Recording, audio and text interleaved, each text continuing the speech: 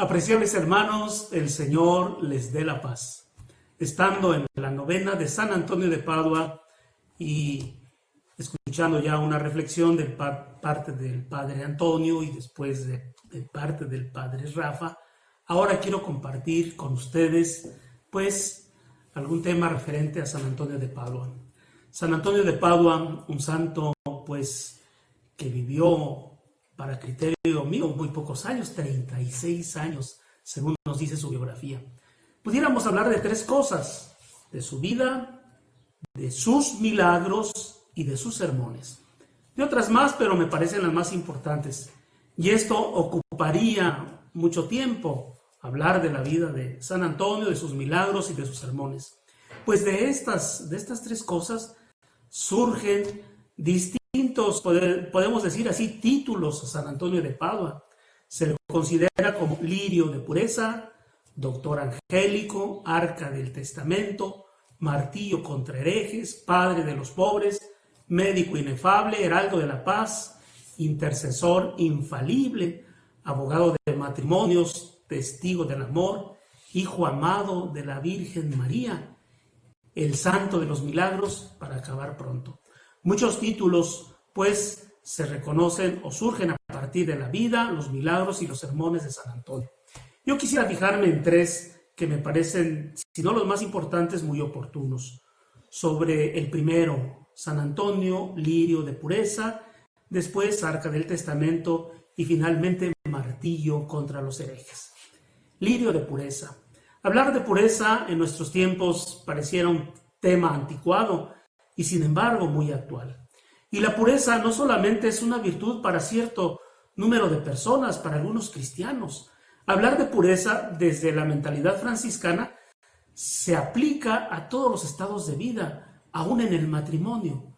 La pureza es lo que Dios dispone en nuestra vida moral. Por eso, pues, es un gran ejemplo San Antonio de Padua.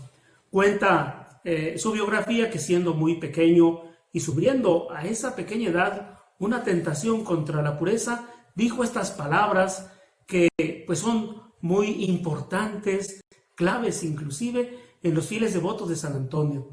Venció el león de la tribu de Judá. Dicen que diciendo estas palabras trazó con su dedo una cruz en el suelo y en aquel lugar, en aquella losa, quedó marcada la cruz que trazó con su dedo aquel pequeño niño. Y entonces estas mismas palabras es costumbre que en Padua pues se impriman en pequeñas telas: venció el león de la tribu de Judá. Y portando esta frase con la que San Antonio venció la tentación, hay aquella piadosa costumbre de poder vencer las tentaciones, no caer en pecados de impureza. Y digo que la pureza pues no solamente es para algunos, sino para todos. La pureza va en relación a la fidelidad en la vocación, la pureza que se pide a los jóvenes, a los niños, a los novios, a los matrimonios, que se concretiza en la fidelidad, en fin, a todos los cristianos. Por eso esta es una virtud que debiéramos pues nuevamente de valorar y actualizar. Pudiéramos decir otras cosas, pero simplemente esta invitación y recordar cómo venció San Antonio aquella tentación contra la pureza. En segundo lugar, San Antonio, arca del testamento. Este es un calificativo que le dio el Papa a San Antonio. ¿Por qué? Porque escuchando, leyendo sus sermones, se descubre cómo San Antonio tenía un conocimiento de la Sagrada Escritura que pudiéramos inclusive pensar y asegurar que se las sabía de memoria. Y lo mismo citaba pues los textos del Antiguo Testamento como del Nuevo Testamento. Y en todo se encontraba una aplicación muy actualizada. Y no solamente eso, sino que sus sermones, iluminados por el Testamento, los embellecía con otros conocimientos que tenía San Antonio. Conocía de botánica, conocía, aunque parezca poco común, de astronomía, de las leyes físicas, de tantas cosas que en realidad no solamente podemos considerarlo como un arca del testamento, sino como un arca de la ciencia. muchas de las cosas que él explica, inclusive las ilumina con cuestiones científicas, físicas, como cuando habla de la luz, cuando habla de la biología y de los peces, de la conducta de los animales, pues conocía muchas cosas. Por eso yo digo, es bueno reconocer que es arca del testamento, pero también pudiéramos considerarlo como un arca de las ciencias.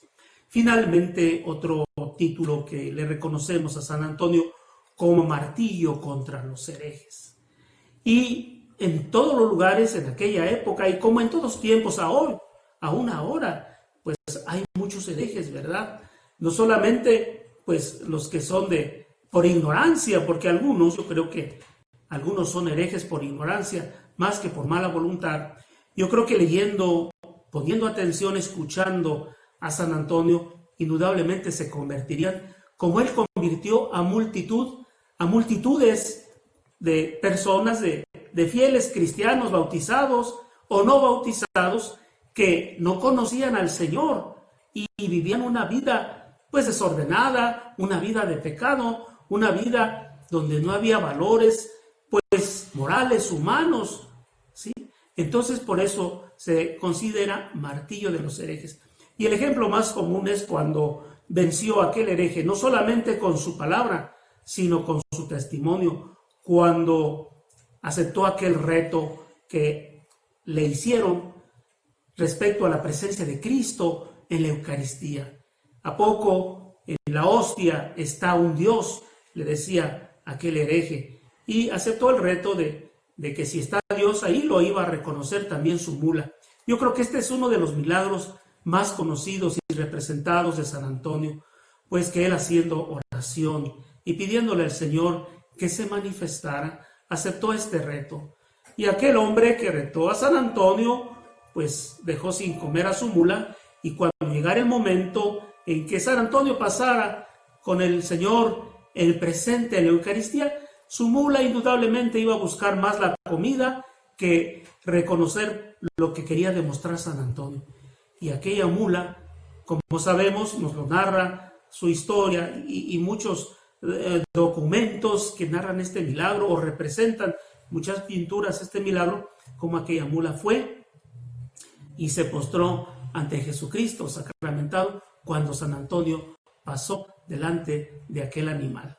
¿Cómo es, pues, el Señor tan misericordioso, que se vale de acontecimientos como el que realizó San Antonio para vencer no solamente la incredulidad de aquel hereje, sino inclusive podemos pensar la poca fe de aquellos que por curiosidad indudablemente se acercaron, de aquellos que inclusive dudaban, de aquellos que aunque creían un poco, no estaban totalmente convencidos de la presencia de Jesucristo en la Eucaristía.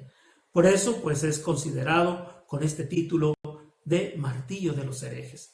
Pero otros muchos sermones de él que podemos nosotros recordar o buscar, veremos cómo él, desde su palabra, sus enseñanzas, pues va doblegando toda incredulidad, toda apatía y toda indiferencia respecto a nuestra santa fe católica.